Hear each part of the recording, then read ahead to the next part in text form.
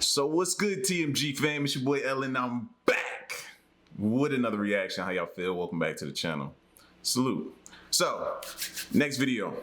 This natural phenomenon occurred only once in history.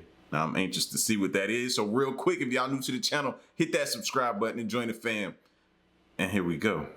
Nature is always full of surprises. Whether it's crazy lightning strikes, tsunamis, or raining fish, you can never be sure what our planet's gonna do next.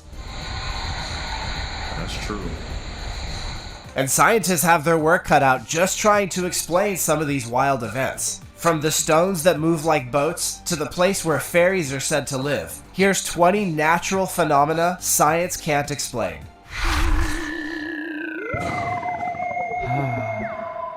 Number 20. Sailing stones. Death Valley National Park is an odd location by any standard. Death Valley is well known for being the hottest place on Earth, as well as the driest and lowest point in North America. The most bizarre feature is the intriguing racetrack playa. Rocks float across the flat desert landscape, presumably propelled only by their own motion. The sailing stones range in weight from a few ounces to hundreds of pounds. Even though no one has ever seen them move in person, the trails left behind the stones and the periodic changes in their location indicate that they do indeed sail along. Maybe it's the heat. Maybe it's just that hot. It's hot to the point where it can move stones. Many of the largest rocks have left traces up to 1,500 feet long, suggesting that they have traveled a significant distance from their starting point. Rough bottom rocks leave straight tracks, whereas smooth bottom rocks wander a little bit. The sailing stones have been observed and studied since the early 1900s, and different explanations have been advanced to explain their odd movements. In 2014, scientists used time-lapse photography for the first time to capture the movement of the stones. The findings indicate that the sailing stones are the result of a perfect balance of ice, water, and wind. In the winter of 2014, rain generated a little pond, which froze overnight and evaporated the next day, resulting in a massive sheet of ice that was reduced to only a few millimeters thick by midday. This layer broke up and gathered behind the stones, softly propelling them ahead with the help of a light breeze. Before we go on, like this video, smash that subscribe button, and click the notification bell right now, or this centipede will crawl on your face when you're sleeping. Time for the rare topic. An old story in Beirut is about a huge crack that appeared right through the middle of town. Here's an image that recreates what that might look like today if the same thing happened. Back in the old days, many people are said to... And just think about something like that. Not to say this happened, could happen or anything like that, but if it did happen, the sheer randomness of it possibly happening, bro, you could be just taking a walk and all of a sudden this happens, man.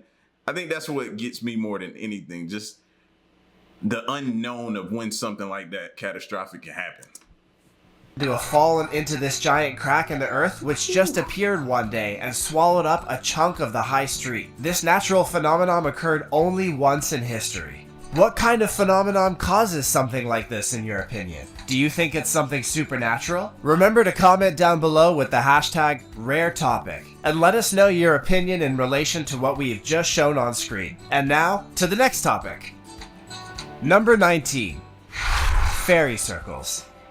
The wide grasslands of the southern Africa's Namib Desert are dotted by a series of rings. For hundreds of kilometers, you can see fields of fairy circles, desolate circles fringed with patches of flora and ranging in diameter from 10 to 65 feet. They appear unearthly in Google Maps satellite imagery. Local traditions claim they were made by gods who left their imprints on the crimson ground. However, the construction of the fairy circles has less to do with legend and more to do with arithmetic and biology. What appears to be a random arrangement may not be. For decades, biologists and mathematicians have wrestled with the riddle of the Nambian fairy circles, proposing several theories to explain the unusual pattern. After years of research, experts have settled on two basic possibilities. First and foremost, the Namib Desert is a very dry environment. Plants battle for resources because water is scarce. As a patch of flora grows and thrives, smaller plants nearby cannot obtain enough water to survive. According to mathematician Karina Tarnita, the amount of flora thins or vanishes near the patch's margins, leaving regular separated gaps. Tarnita and her colleagues discovered that plant competition and termite colonies could both independently form the rings when they built a model of the two ideas. However, she claims that the researchers could only generate the full environment if they worked together. Their findings were published in the journal Natural in January 2017. Her study team is still exploring for different ways to test the theories, such as doing small-scale manipulation experiments in the field that compare the presence and absence of termite colonies. Number 18. Palouse Falls. Palouse Falls is a waterfall on the Palouse River in southeast Washington, about 4 miles upstream of its confluence with the Snake River. The falls are 200 feet tall. They're made up of an upper fall with a drop of roughly 20 feet, located 1,000 feet north-northwest of the main drop, and a lower fall with a descent of 200 feet. It's located in the 94-acre Palouse Falls State Park. The Falls Canyon is 115 meters deep, revealing a significant cross-section of the Columbia River basalt group. These falls and the canyon below are significant features of the channeled scablands formed by the enormous Missoula floods that swept over eastern Washington and the Columbia River Plateau on a regular basis during the It just looks so peaceful, don't it? Pleistocene epoch. The original Palouse River flowed to the Columbia River through the now dry Washtuna Coulee. The Palouse Falls and adjacent canyons were formed when the Missoula floods overtopped the original Palouse River South Valley wall, diverting it to its current path to the Snake River by erosion of a new channel. Interconnected and hanging flood created coulees, cascades, plunge pools, coal-created craters, rock benches, buttes, and pinnacles typical of scablands defining the region. Palouse Falls State Park is located at the falls and protects this unique picturesque location. Number 17. Trana Pinnacles. The Trana Pinnacles are about 500 tufa spires made from calcium carbonate that rise from the bed of the Searles Dry Lake Basin. Some of these spires, which formed underwater between 10,000 and 100,000 years ago, reach heights of more than 150 feet. The Pinnacles were designated a National Natural Landmark by the Department of the Interior in 1986, and are well known to many people due to its usage as a filming site for more than a dozen famous movies, including Planet of the Apes and Star Trek. These ancient structures, known as Cathedral City, are divided into 4 broad shapes. Towers, taller than they are wide and at least 30 to 40 feet tall. Tombstones, stubby and squat. Ridges, huge lengthy groupings of ruins. And cones, less than 10 feet tall. Camping is permitted in the Trana Pinnacles area. However, campers are advised to use established campsites and leave no trash behind. Some hiking routes wind their way across the region, but strong footwear are required because they are not maintained. There are And this looked like rattlesnake heaven to me right here, don't it? no amenities or facilities in the region except for one vault toilet in the main parking lot. And I bet there's still a line for it. Number 16. Driftwood Beach. Jekyll Island features 10 miles of lovely, pristine beaches. It's the most southern barrier island in Georgia's stunning Golden Isles. It's situated close to the coast of Georgia. The majority of Jekyll Island beaches feature excellent amenities such as picnic shelters, bathrooms, showers, and viewing towers. Jekyll Island was an elite hunting club for the Rockefellers, Vanderbilts, Morgans, and Bakers in the 1800s. The historic Jekyll Island Club National Historic Landmark District now includes the private club. The fact that there are essentially no waves makes Jekyll Island especially appealing for young families looking to swim in the water. The beaches of Jekyll Island are tidal formed, which means that the continental shelf extends far out into the ocean. This breaks up the waves before they hit the beach. Driftwood Beach is the most well-known beach on Jekyll Island, Georgia. It's routinely ranked as one of the most romantic beaches in America. The driftwood is distinctive since it's not just composed of logs. The shore is littered with whole trees, including their roots. Driftwood Beach was formed by decades of erosion. Jekyll Island's north end is gradually deteriorating and moving to the island's south end. The eroding soil causes trees to collapse and rot over time. Number 15. Chocolate Hills. Chocolate Hills in Bohol is a popular tourist site in the Philippines that continues to draw visitors because of its unique and stunning characteristics. There are around 1,000 symmetrical, conical, and dome-shaped mounds that resemble Hershey's Kisses. The Chocolate Hills are named for their color, not because they're made of chocolate. The grass that covers the hills during the wet season gives them a smooth and lush appearance. In the summer, the vegetation dies and turns a cocoa brown tint,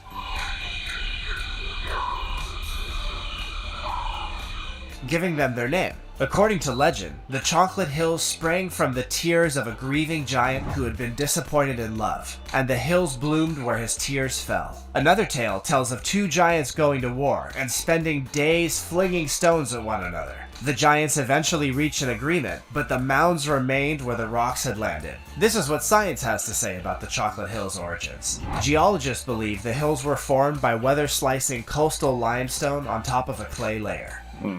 Number 14. Giant's Causeway. The Giant's Causeway is widely recognized as one of the world's most spectacular natural wonders. The Giant's Causeway is constructed of approximately 40,000 interconnected basalt columns and is the subject of All them people out there. Look at all them people out there, bro. That looked like an ankle breaking situation right there. All I can see is me stepping on one of them things, giving away and twisting my ankle out there and being stuck. You know what I mean?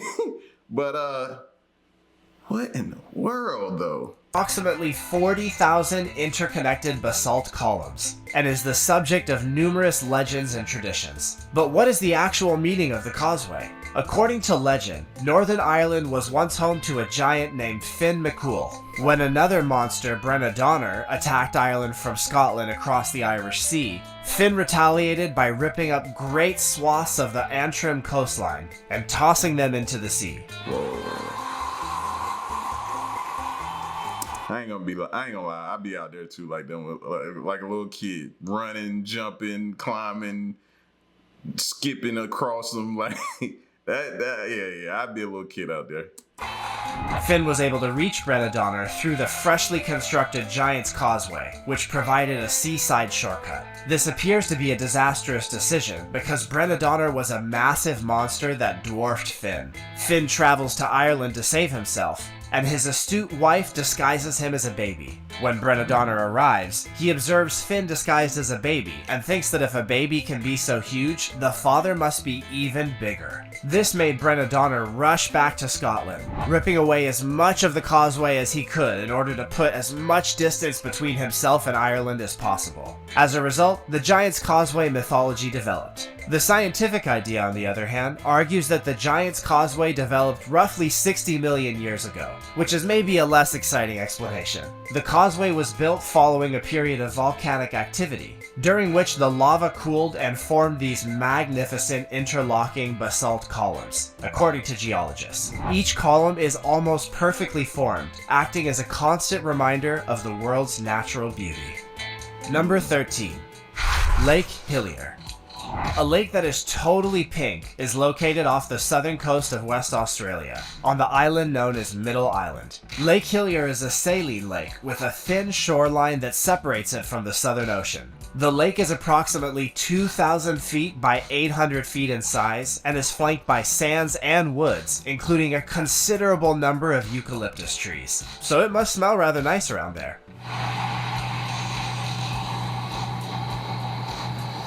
The lake's pinkness is not an optical illusion, since the water remains pink even after being removed from the lake in a glass. However, drinking it is probably not a good idea.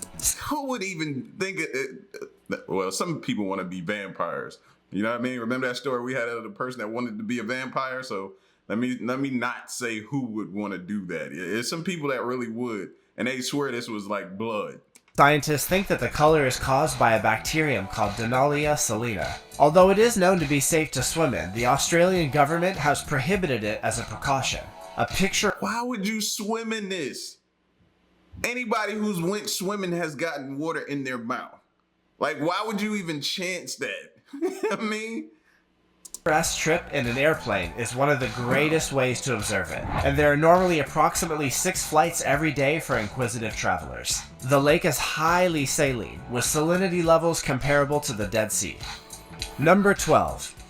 Mysterious natural phenomenon in Russia, the dancing forest. Dozens of trees in Russia's dancing forest have trunks that have been distorted into rings, spirals, and various loops and squiggles, and the cause of this strange abnormality is unknown. The trees were planted in the early 1960s to stabilize the dune sand. However, one explanation for the tree's instability is the unstable sand. The twisted wood is known as the drunken forest by the locals. Several studies have been conducted to try and pinpoint the specific reason. However, the findings have been inconclusive. The predominant scientific explanation is that pine shoot moth caterpillars destroyed the apical buds of the pine shoots at a young age, causing them to develop at an abnormal angle from their lateral buds. Because plants naturally grow towards the sun, they ultimately rectified themselves and resumed their growth, albeit with their new abnormalities intact. Some blame strong winds, while others accuse human manipulation.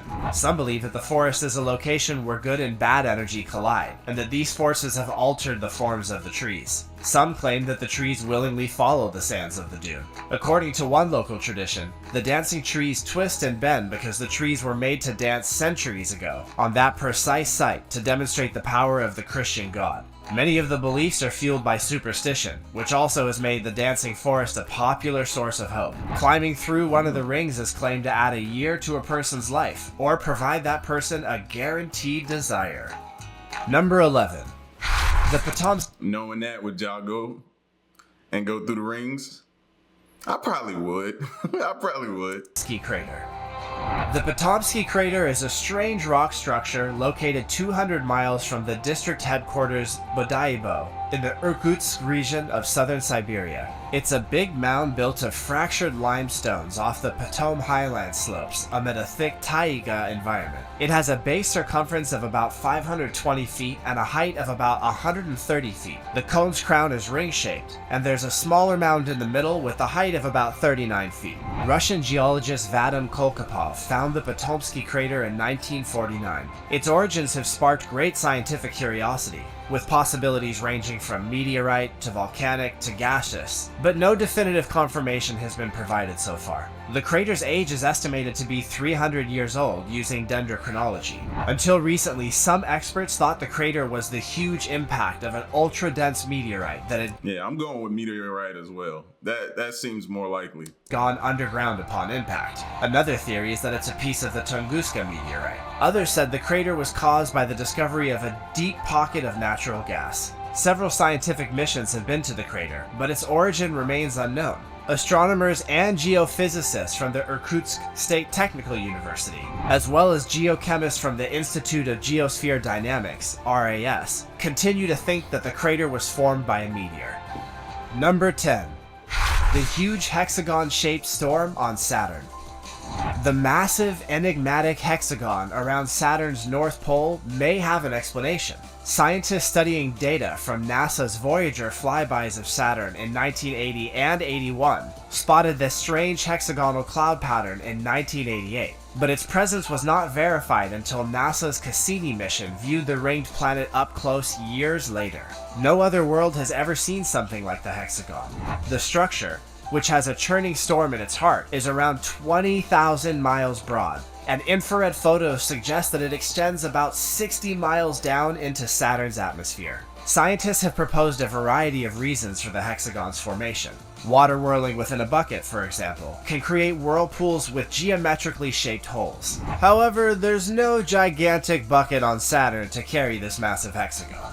Many elements of this odd hexagon were discovered by Voyager and Cassini, which may help explain how it arose. For example, the hexagon points spin around its center at almost the same pace as Saturn turns on its axis. Furthermore, a jet stream air current, similar to those found on Earth, rushes eastward at high to 220 miles per hour on Saturn, following the contour of the hexagon. Number 9. The Corioactus geister found only in Texas and Japan. The single mushroom species in the Coreactus genus is the Coreactus geister, which is exclusively found in Texas and Japan. The two locations are on the same latitude, but mycologists haven't figured out why these mushrooms exclusively grow in these two places. According to a 2000 Not those kind of mushrooms, y'all. All right? I instantly knew where some of y'all mind went because I thought the same thing. 2004 examination of the mushroom's DNA, released by Harvard's University Herbaria, the population split into two lineages roughly 19 million years ago. The mushroom is known as the devil's cigar in Texas because it resembles a cigar The devil's cigar? Maybe it is that type of mushroom. before opening up into a star form. This highly uncommon mushroom is noted for its odd look and scattered distribution. It's only found in a few locations in Texas and Japan. The fruit body resembles a dark brown or black cigar, before splitting apart radically into a star-like arrangement of 4 to 7 leathery rays. Number 8. Kawah Ijen Lake, Indonesia. Visitors rush to the Indonesian island of Java to visit the spectacular Kawah Ijen volcano, but they don't expect to see the lovely turquoise-colored crater lake at the volcano's peak. In a stunning display, dazzling citron-colored stones and billows of white vapors encircle the 1-kilometer-wide Azure Lake. Sulfur is responsible for the overall eye-catching sight. Sulfuric fumes Yeah, I knew something didn't look right. Now it makes sense. Sulfur is present. are emitted into the lake by a magma chamber under the volcano. It was funny the way they first introduced it to us. It made it look like a giant, I don't know, hot tub or something. It just made it look intriguing, make you want to go to it. But I knew it was going to be a butt somewhere, and that was that sulfur. The gases, when combined with a high concentration of dissolved metals, make the water a vivid color of blue. They also make the Ijen Crater Lake, with a pH of 0.5, the world's biggest, very acidic lake. Yo, bro got a tent out there, man. No. Lake, with a pH of 0.5, the world's biggest, very acidic lake. The same chamber blasts a continual stream of sulfuric gas from fumaroles on the lake shore that swirl around the lake. When the gas condenses and falls to the ground, it turns the lake stones a stunning incandescent yellow. Hydrogen chloride released from Ijen volcano mixed with the lake, transforming it into the acidic monstrosity that it is today. Expert Vinay Sisadia says, shots of sulfuric gases that combust into glints of bright blue upon contact with air make this place even more stunning, especially at night. Number 7. And they just out there just casually breathing it in like it won't possibly have some long-lasting effects. No thank you. Hidden Beach, Mexico. It's a vacationer's dream, a hidden beach away from the crowds, with shade, sun, and clear water. And this fantasy comes true in Playa del Amor, also known as Hidden Beach, one of Mexico's Marietta Islands. According to Quora user Siddhartha Das, the unexpected source of this amazing little secret is a bomb detonation. In the early 1900s, Mexico began testing bombs in the uninhabited Marietta Islands, resulting in a gaping crater in the surface of one of the islands. The crater was filled with sand and water over time by tides, creating a quiet aquatic Eden, where dedicated beach bums may swim, sunbathe, and kayak largely out of sight. Playa del Amor, or Lover's Beach, is not visible from the outside, but it's I don't even see how they got in there. Like, that's what I keep looking like. I see this little entrance here, or this little exit here, but is that the way they got in? Like that? Please show me like an entry, because I'm not seeing it right now. accessible by a 24-meter-long tunnel that connects to the hidden beach in the ocean. Okay. Number 6. Okay. Humpback whales have gone from being solitary creatures to living in supergroups, a shift marine biologists are still trying to suss out. Humpback whales are normally solitary creatures, but they've started feeding in groups of 20 to 200 off the coast of South Africa in recent years, according to 2017 research from the University of Pretoria. Marine experts aren't sure why the nature of this ancient organism has altered, but there has also been an increase in humpback whale population, which may explain some of the shift. It's quite unusual to see them in such large groups, said Gisli. I thought when they do that is for like to protect themselves from like predators or something. You know what I'm saying? When not necessarily whales, just anything when they get together like that. I thought it was that, but What could be out there that big to make them want to, you know what I mean, team up together? Y'all know what I'm thinking.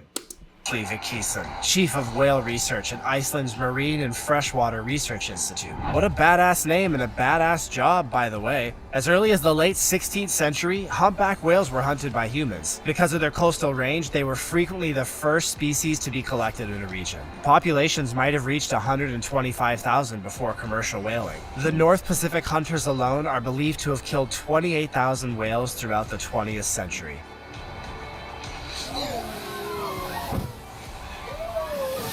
During the same time period, almost 200,000 humpback whales were captured in the southern hemisphere. North Atlantic populations had declined to as little as 700.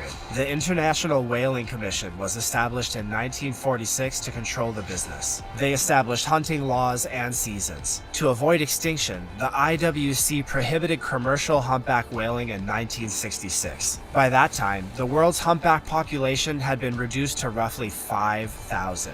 The Soviet Union intentionally under-recorded their captures between 1947 and 1972. The Soviets reported capturing 2,820 whales, while the real figure was almost 48,000. I guess whales won't be voting for the communists anytime soon after that.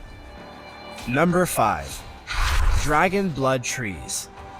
The dragonbloods tree, also known as the Socotra dragon tree, is a Dracaena genus species. It's indigenous to the Socotra Island in the Republic of Yemen. 18th century Italian violin makers utilized dragon's blood, which refers to the brilliant crimson resin or sap that's produced from the dragon's blood tree, to manufacture varnish. Dracaena cinnabarti, often known as dragon's blood tree, is an evergreen tree. It's unique to the Socotra archipelago, which consists of 4 Indian Ocean islands. It thrives in the severe dry climate of the Socotra Island.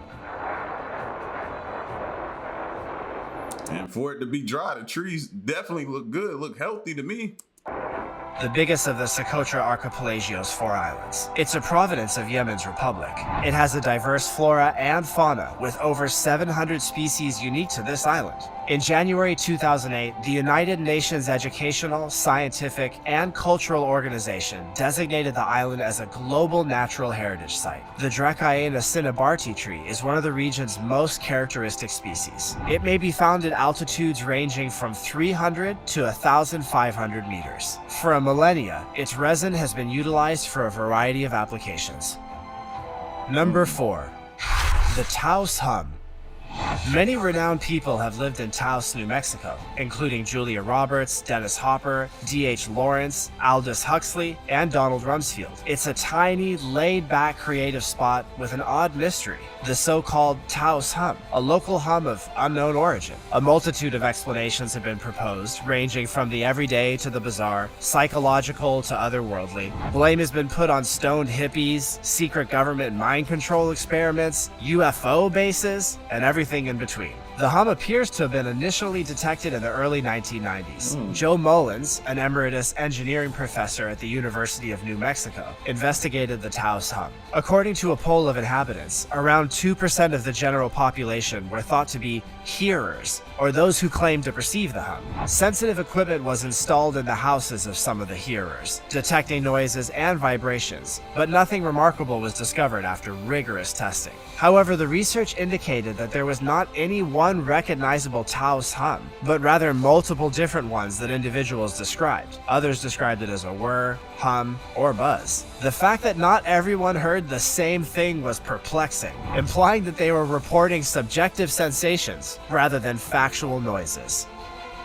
Number 3. Jellyfish Lake. Science. That just scared me. That just scared me, man. We all saw what happened to Dory. You can't be amongst them jellyfish like that. Is aware of around 200 marine lakes, or tiny landlocked pools of seawater. Only a few of such lakes have jellyfish, such as Eel Malk's famed Jellyfish Lake. These lakes, which are often found in Palau, Vietnam, and Indonesia, are difficult to investigate due to their distant locations. But with the assistance of the National Geographic Society, marine researcher Lisa Becking succeeded. Becking organized a group of like-minded academics from the Wageningen University and Research in the Netherlands to travel to the Raja Ampat Islands in West Papua New Guinea. They researched the lakes on excursions in 2011 and 2016, recording biodiversity and laying out conservation management strategies. I seen whoever that was just swimming touch one, so hey, it must be okay. I was worried. The waters at the top are glistening with golden jellyfish and moon jellies. These species migrate during the day to follow the sun, congregating densely in the sun-filled areas and avoiding the dark areas.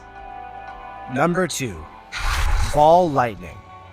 For centuries, it's been misidentified as UFOs, wreaking havoc on homes and evading explanation. However, ball lightning, a large, odd glow that appears during thunderstorms, has been seen on video for the first time. The elusive light orbs were unintentionally filmed by Chinese researchers while measuring radiation during a rainfall in Shanghai. A ball of light emerged from the ground after a bolt of lightning struck and proceeded to go horizontally for about 50 feet before dissipating. The glow flashed for less than 2 seconds and was 16 feet broad, according to the specialists at the Northwestern Normal University in Lanzhou, China. The 2012 storms video and spectrographs are thought to be the first scientific record of ball lightning in nature. Ball lightning has been observed during thunderstorms as a glow varying in size from a golf ball to several meters across. There have been numerous reports of similar lights harming or killing people, as well as setting fires to structures. Number 1. The Pollock Sisters. Jacqueline Pollock, 6, and her 11-year-old sister Joanna walked ahead of their parents to church in Hexham, England on May 5, 1957, with their friend Anthony, 9 years old. A vehicle in the other lane jumped a curb and collided with all 3 of them. The driver, a lady high on barbiturates and painkillers, killed Joanna and Jacqueline near instantaneously. Anthony passed away on the way to the hospital. Although the death of their children deeply saddened Florence and John Pollock, they soon discovered that they were expecting another child. On October 4th, 1958, Florence gave birth to another set of twins, Jennifer and Gillian. Despite the fact that the girls were identical, Jennifer had birthmarks that Gillian did not. This is highly exceptional in the case of identical twins. Florence Pollock wrapped up her dead children's toys and placed them out of sight as she mourned their deaths. Gillian and Jennifer began asking for particular toys back around the age of 4, with no knowledge of their deceased sister. Wait. Y'all don't think that the new set of twins is the old set of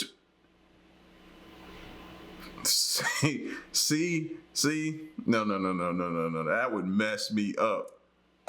Jennifer and Gillian were similar in characteristics to their elder sisters. Joanna, who is 4 years older than Jacqueline, was especially protective of her younger sister. Similarly, Gillian, who was just 10 minutes older than Jennifer, had a more mature disposition and frequently cared for her twin. Although the Pollocks relocated to Whitley Bay, 30 miles east of Hexham, shortly after Florence gave birth, the twins seemed to recall Hexham vividly. Despite having never visited the facility before, the twins appeared to remember Joanna and Jacqueline's former school.